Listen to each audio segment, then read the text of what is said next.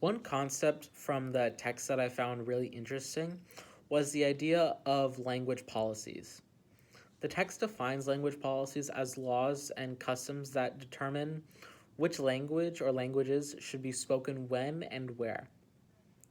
In my own definition, language policies are laws or policies that make a language an official language that's used by the government for documents and things that they send out to their citizens, as well as things pertaining to employment.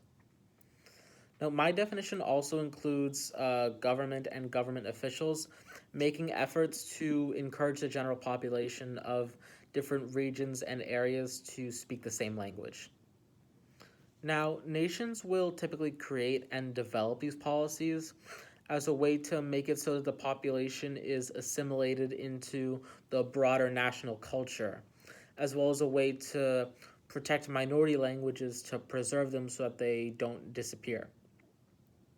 One way we can view language policy development is as a reflection of tension in our society. This tension could come from a nation's history as well as its present and concern for the future. It could come from a conflict between various language communities, and it could also come from economic and political relations and problems inside and outside of the nation.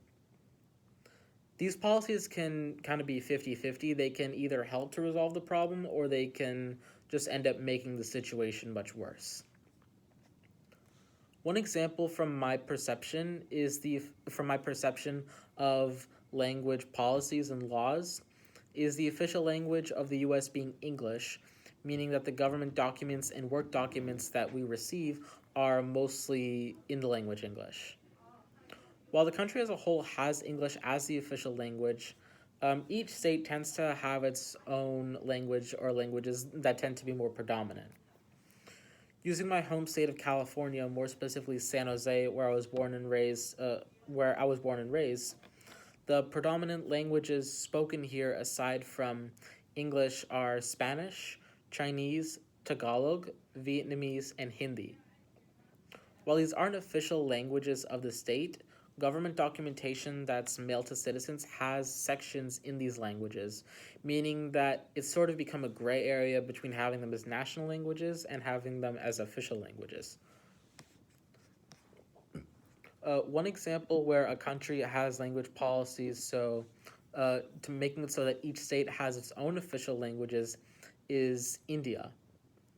While Hindi is spoken by a large portion of the Indian population, as well as being an official language in many of the Indian states, because each state is typically home to one predominant ethnic and cultural group, which means one predominant language, that means that each state has its own official language outside of Hindi. For example, the state of Punjab has Punjabi, the state of Kerala has Malayalam, the state of West Bengal has Bengali, etc., etc.